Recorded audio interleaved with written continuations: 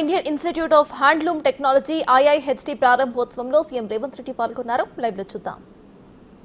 Principal secretary Shailaja Ramayya గారు ఈనాటి ఈ కార్యక్రమాన్ని ఏర్పాటు చేసి ఇందులో ప్రధానంగా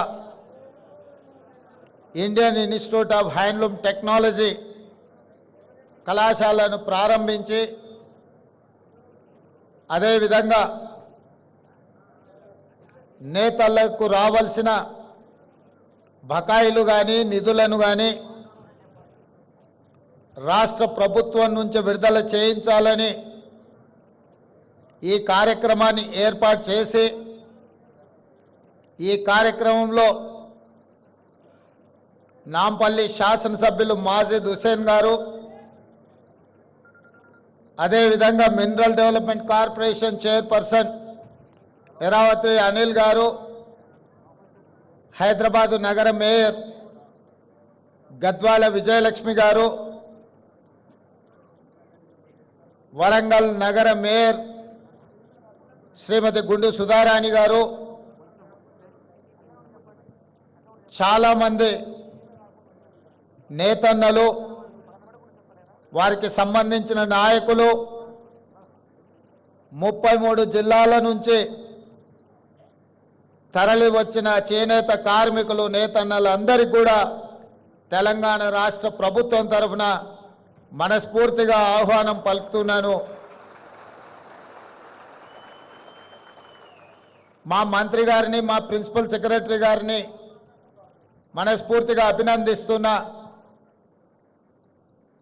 వేలాది మంది నేతన్నలను కలుసుకునే ఒక్క మంచి కార్యక్రమాన్ని లలిత కళా తోరణంలో ఏర్పాటు చేసి ఈ సంతోషమైన సమయంలో మీ అందరినీ కలిసి ఇండియన్ ఇన్స్టిట్యూట్ ఆఫ్ హ్యాండ్లూమ్ టెక్నాలజీని ప్రారంభించుకోవడం నాకు చాలా సంతోషకరమైన వార్త. Indian Institute of Handloom technology ఈరోజు మన విద్యార్థులు చేరాలి అంటే ఆంధ్రప్రదేశ్ నెల్లూరుకైనా వెళ్ళాలి, లేదా ఒడిశా రాష్ట్రానికైనా పోవాలి. ఈరోజు మన రాష్ట్రంలో, మన నగరంలో, మన హైదరాబాదులో, మన తెలంగాణలో ఉండాల్సిన ఇన్స్టిట్యూట్ అనుమతి ఇవ్వాల్సిన కేంద్ర ప్రభుత్వం 10 సంవత్సరాలైన చర్యలు చేపట్టకపోవడంతో తెలంగాణ రాష్ట్ర ముఖ్యమంత్రిగా బాధ్యతలు చేపట్టిన తర్వాత నేతన్నల జీవన గతులు, వాళ్ళ స్థితిగతులను తెలుసుకోవాలన్న ఆలోచనతోటి సమీక్షా సమావేశాన్ని ఏర్పాటు చేస్తే ఈ అంశం నా దృష్టికి రావడం జరిగింది. తక్షణమే నేను ఉప ముఖ్యమంత్రి బట్టి విక్రమార్క గారు ఢిల్లీకి వెళ్ళి మోడీని కలిసి విజ్ఞప్తి చేసి, ఆ తర్వాత కేంద్ర మంత్రివర్యులు పీయూష్ గోయల్ గారిని కలిసి ఈనాడు మా రాష్ట్రంలో ఇండియన్ ఇన్స్టిట్యూట్ ఆఫ్ హ్యాండ్లూమ్ టెక్నాలజీలో చేరాలి అనుకుంటే సుదూర ప్రాంతమైన ఆంధ్రప్రదేశ్ నెల్లూరుకు వెళ్ళాలి, లేదా ఒడిశా రాష్ట్రానికి వెళ్ళాలి. మా రాష్ట్రానికి ఒక ప్రత్యేకమైన ఇన్స్టిట్యూట్ ఉండి తీరవలసిందే అని చెప్పి కేంద్ర మంత్రి పీయూష్ గోయల్ గారి దృష్టికి తీసుకెళ్లడం జరిగింది. వారు కూడా రాజకీయాలకు అతీతంగా ముందుకొచ్చి నిజంగానే హైదరాబాదు అభివృద్ధి చెందిన నగరం, దేశంలోనే 5 మెట్రోపాలిటన్ సిటీస్ ఉంటే ఢిల్లీ, ముంబై, చెన్నై, బెంగళూరు వీటితో పోటీ పడే నగరం హైదరాబాదు తెలంగాణలో ఉంది. తెలంగాణలో IIHT ఉండాల్సిందే, మంజూరు చేస్తున్నామని చెప్పి వారు తక్షణమే మంజూరు చేసి తెలంగాణ రాష్ట్రం యొక్క విజ్ఞాపనను వారు ఆమోదించారు. ఎంబడే నేను అధికారులను పిలిచి మంత్రి గారిని కోరి ఈ సంవత్సరమే, వాళ్ళ సమయం వృధా కాకూడదు, పిల్లలను ఈ సంవత్సరంలోనే వాళ్ళని చేర్పించుకోవాలి.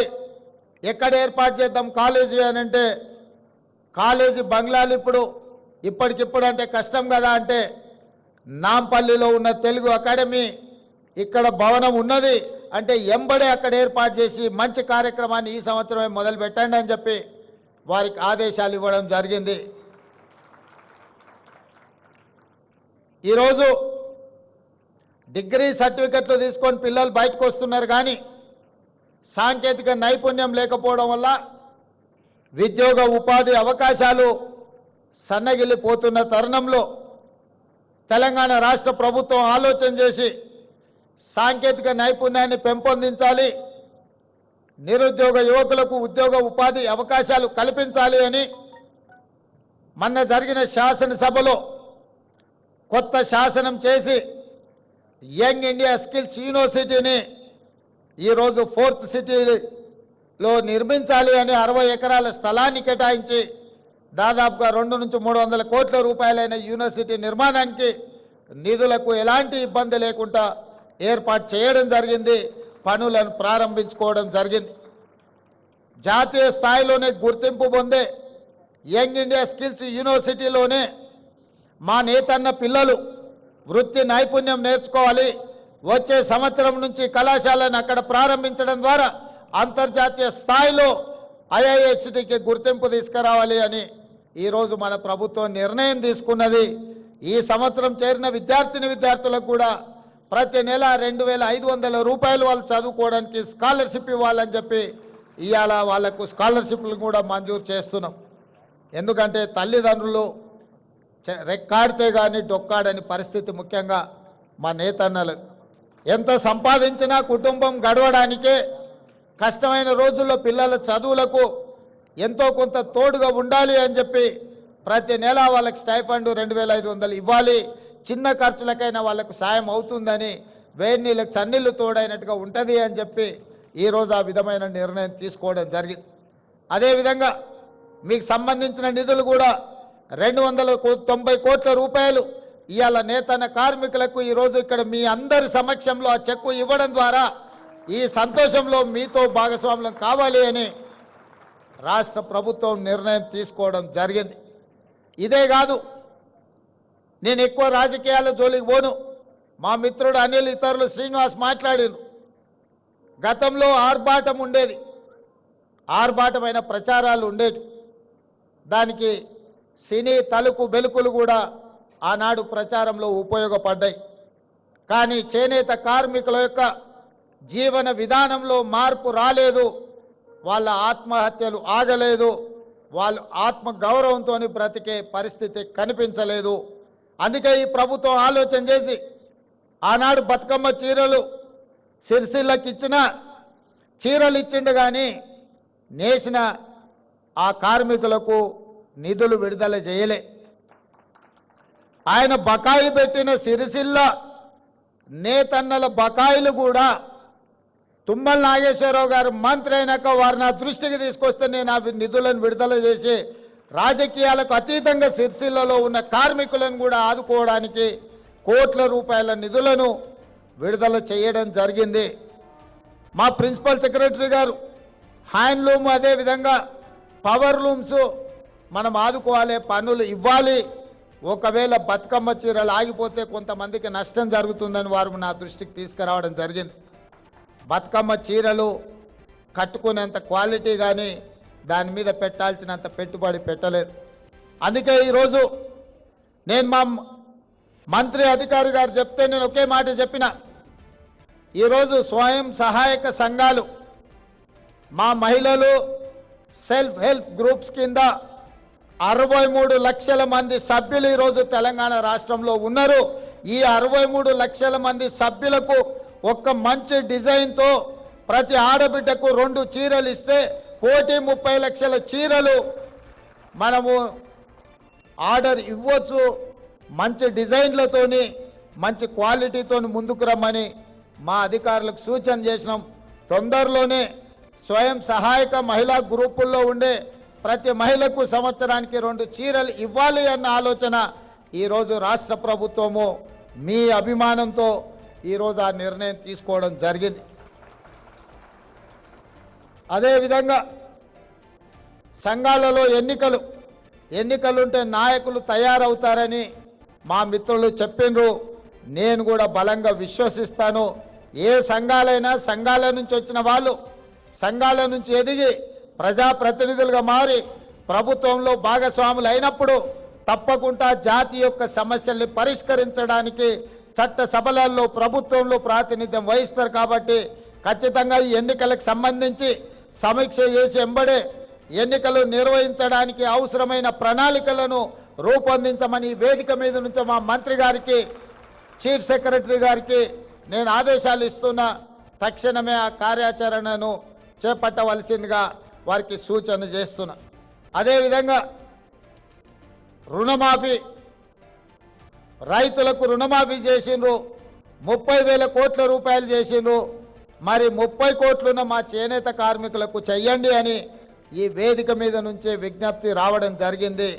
నిజంగానే 30 కోట్లుంటే ఒక్క కలంపోటుతోని 30 కోట్ల రూపాయలు మీ రుణాన్ని మాఫీ చేసే బాధ్యత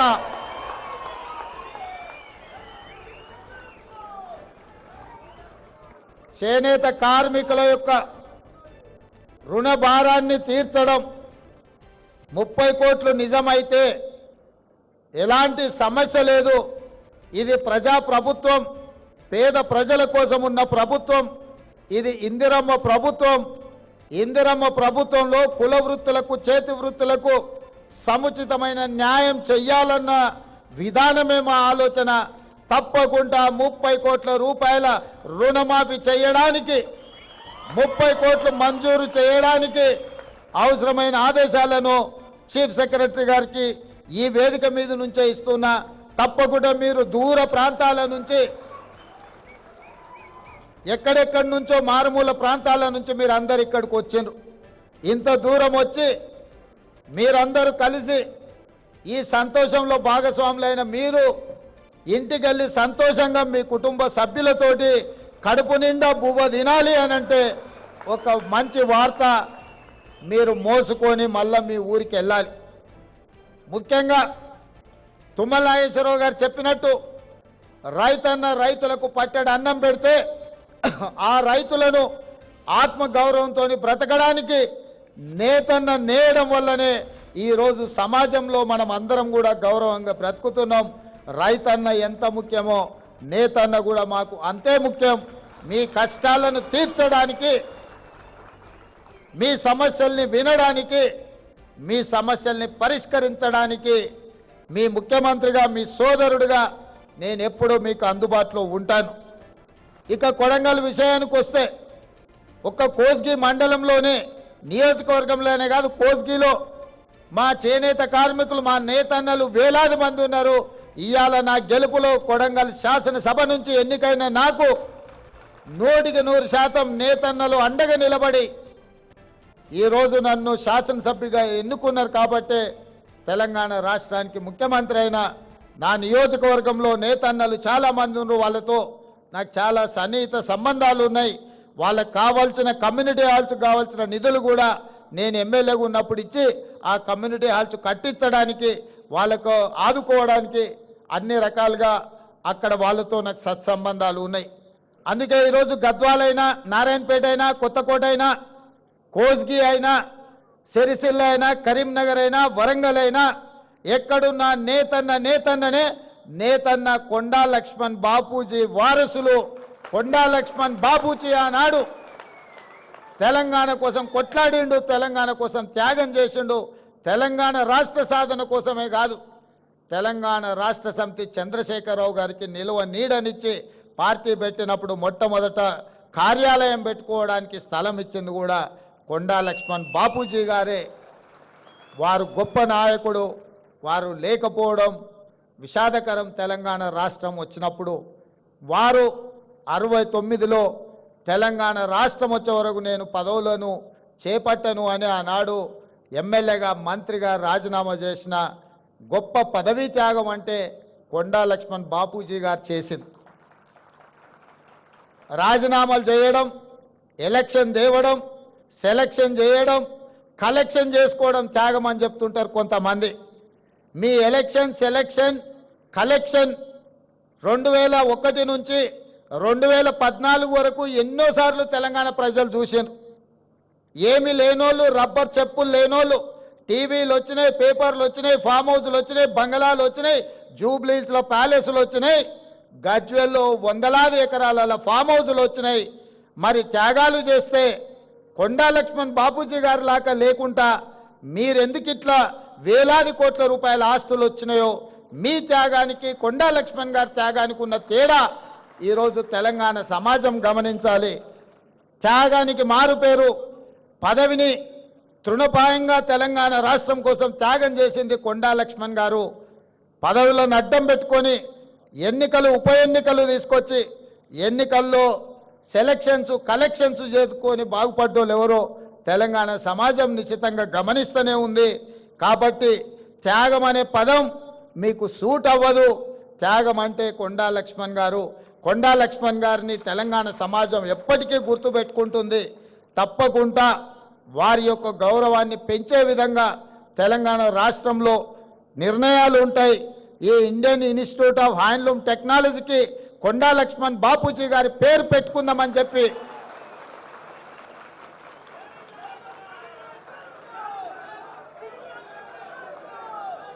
శాశ్వతంగా చరిత్రలో వారి పేరు నిలబడాలి అని అంటే విద్యా సంస్థలకు వారి పేరు ఉండాలి. ఈరోజు నేతన్న పిల్లలు కానీ ఈ వృత్తిని నేర్చుకోవాల్సిన ఇన్స్టిట్యూట్కి కొండా లక్ష్మణ్ బాపూజీ గారి పేరు సముచితమని నేను భావిస్తున్నా. మా అధికారులకు, మా మంత్రి గారికి నేను ఆదేశాలు ఇస్తున్న వేదిక మీద నుంచి తక్షణమే దీనికి సంబంధించిన జీవోను విడుదల చేయండి. ఇండియన్ ఇన్స్టిట్యూట్ ఆఫ్ హ్యాండ్లూమ్ టెక్నాలజీకి కొండా లక్ష్మణ్ బాపూజీ గారి పేరును పెట్టి శాశ్వతంగా వారి గౌరవాన్ని పెంచే విధంగా తెలంగాణ రాష్ట్ర ప్రభుత్వం నిర్ణయాలు తీసుకోవాల్సిందిగా నేను ఆదేశాలు ఇస్తూ, ఇంత దూరం నుంచి వచ్చిన మీ అందరినీ మళ్ళొక్కసారి మనస్ఫూర్తిగా అభినందిస్తూ మీ అందరి దగ్గర సెలవు తీసుకుంటున్న. ధన్యవాదాలు మిత్రులారా. నేతన్నల అభివృద్ధి ప్రదాత రాష్ట్ర అధినేత ఆనరబుల్ సీఎం గారికి ధన్యవాదాలతో శైలజ రామయ్య మేడం గారి వందన సమర్పణ. మన గౌరవ ముఖ్యమంత్రి వర్యులు తీరిక లేని పని ఒత్తిడిలో కూడా చేనేత కళాకారులపై తమకు గల అపారమైన ప్రేమతో తీరిక చేసుకొని మనకు అమూల్యమైన సమయము కేటాయించినందుకు తెలంగాణ చేనేత కళాకారులు తరఫున, చేనేత బంధువుల తరఫున, చేనేత జౌలి శాఖ మరియు టెస్కో తరఫున ముఖ్యమంత్రి వర్యులకి నా హృదయపూర్వక కృతజ్ఞతలు. 335 కోట్లు బకాయిలు విడుదల చేసి చేనేత అభయహస్తాన్ని